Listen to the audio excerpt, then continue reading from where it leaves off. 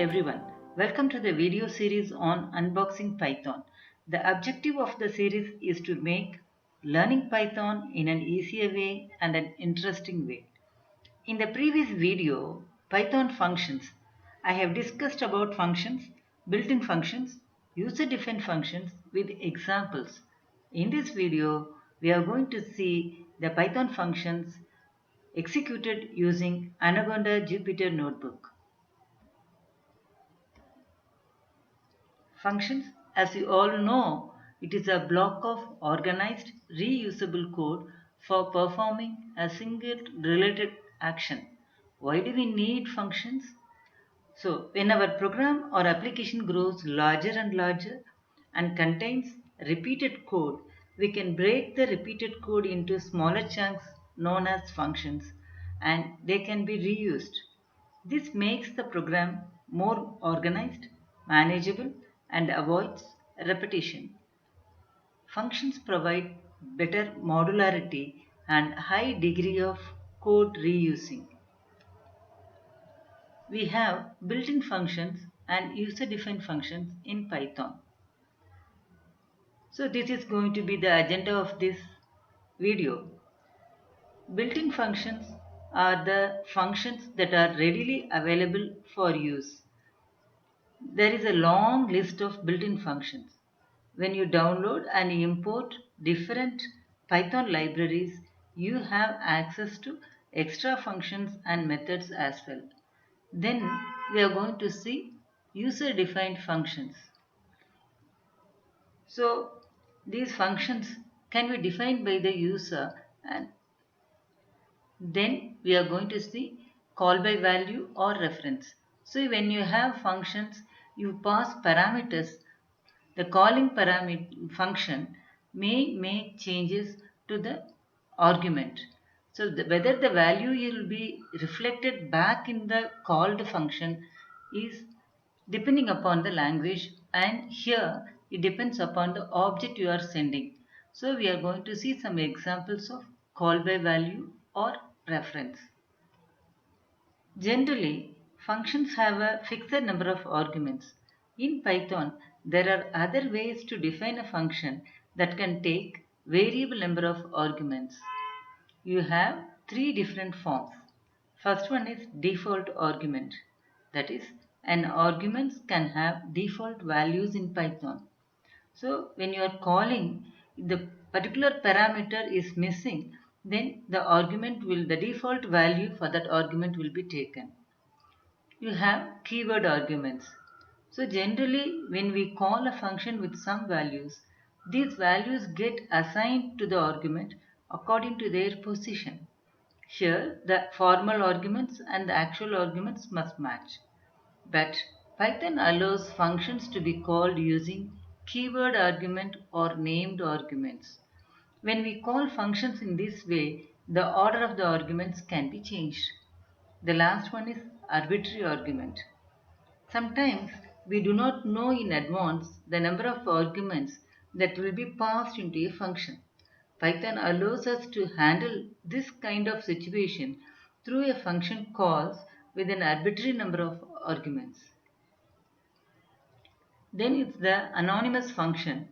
There are occasions where we require small functions which need not be elaborately defined. They are nameless functions used for a short period of time. These anonymous functions are created using the keyword lambda.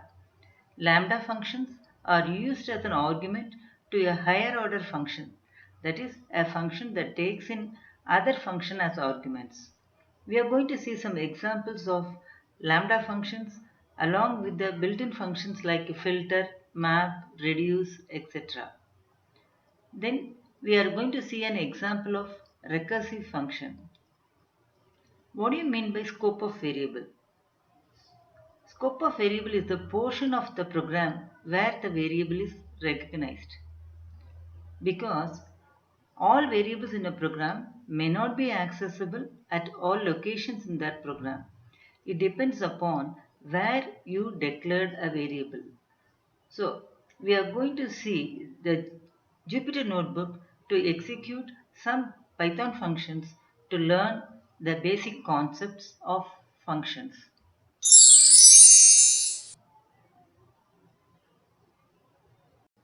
Now let us have a hands-on session using Jupyter Notebook. These are all examples of a built-in function. I have a list. I'm trying to find out the length, maximum element in the list, minimum element in the list. So this is the answer. I can also have a bin of 100. So you can see that bin of 100 will be equal to this, and the hex equivalent of 100 is equal to 0x64. Now I also have any or all. Any will give the any value which is inside this tuple which is true. Here it checks whether all elements are true. Here you can see that 0 corresponds to false, 1 corresponds to true. So since one element is true, you have a true here. Here you have 0 and false, so not all the elements are true, so you have a false here. This is a map function. Map takes two arguments, function and iterable. Here you can see a list of names, and then I'm trying to find out the uppercase of these names. So it will take each element in the iterable and convert it into uppercase and then store it in the list.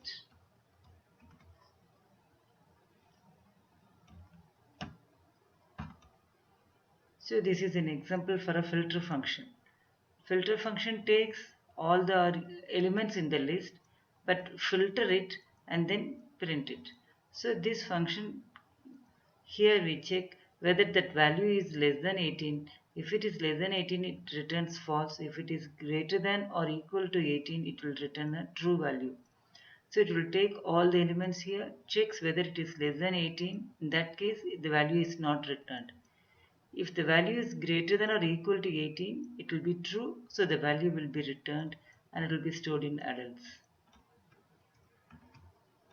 Here you can see that only those values which are greater than or equal to 18 are returned here. So it is filtered. Zip function, it takes any number of iterators. So it will take the first element of this iterator and put it as the first element in the result. Takes the second element in the iterators. So here you can see that I have two tuples A and B. It will take the first element and put it as one element, one pair. Then it will take the second element and take it as a second pair. We'll see the result.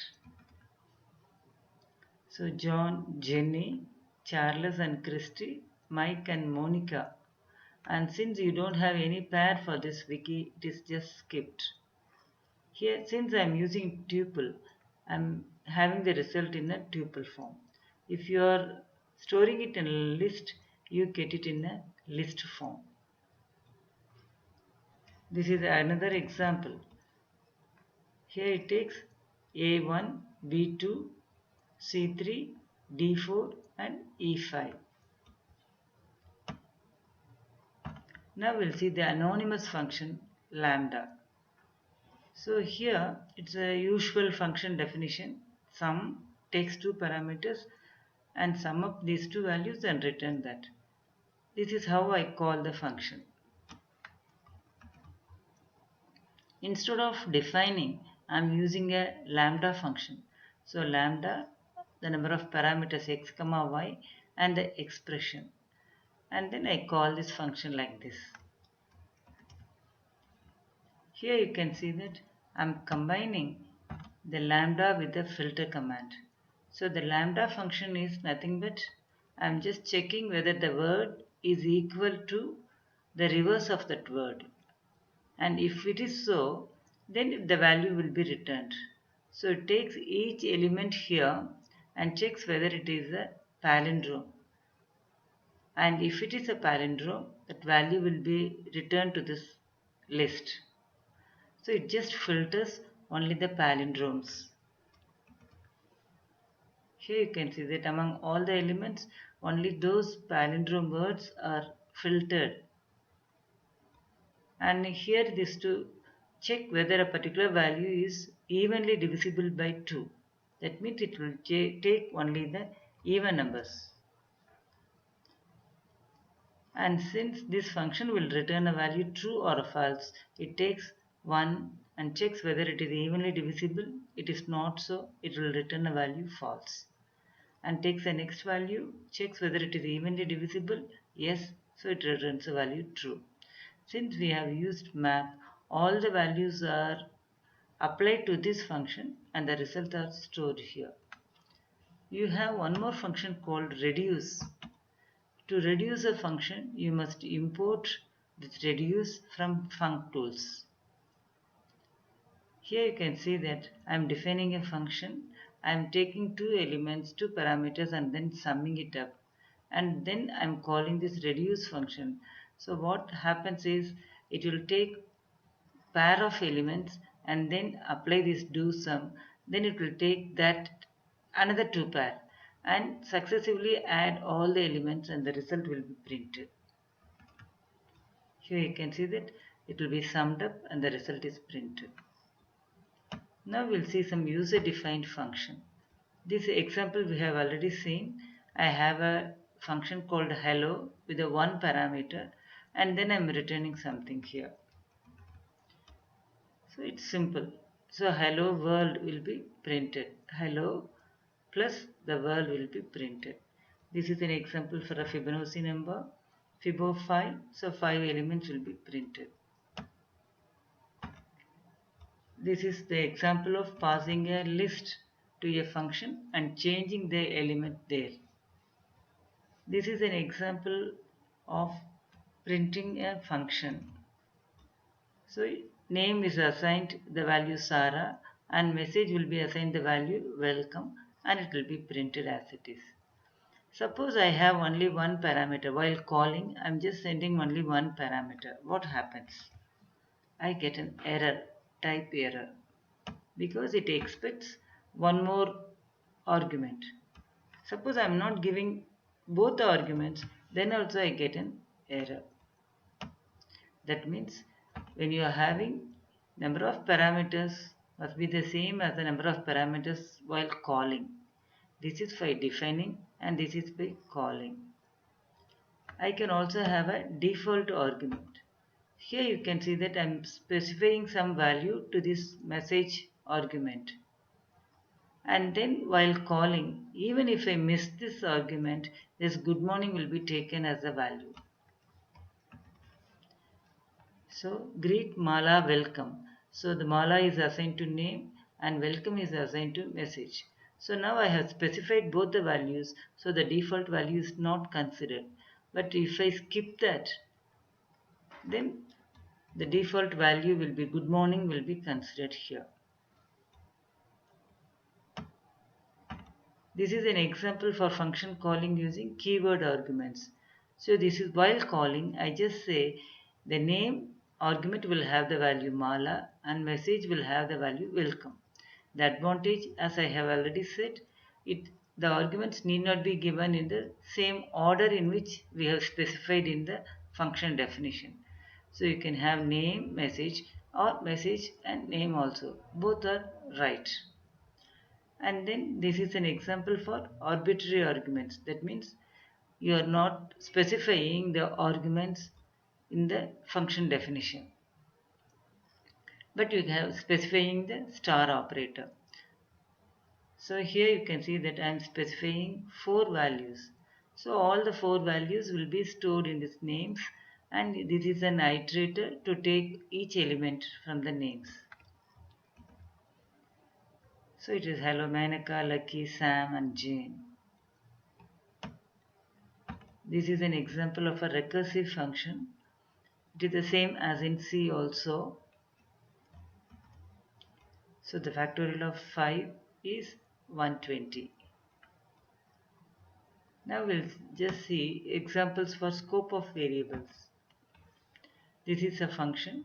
I have a global variable and then my function I am calling this. After calling the function I am trying to print that a value. So value of a inside the function is 20. and then value of a in the calling function is also 20. So there is nothing wrong in accessing that global variable here. Now we'll see I have changed a is equal to 20. I'm calling the function. In the function I'm assigning a is equal to 300 and then I'm printing that a value. After calling the function I'm trying to print the a value. So what will happen now? So inside the function it will be 300 but outside the function it is 20. That means I am passing this global variable is not affected because when I say a is equal to 300, a local variable is defined here. Only that value is printed here. Global variable is not affected here.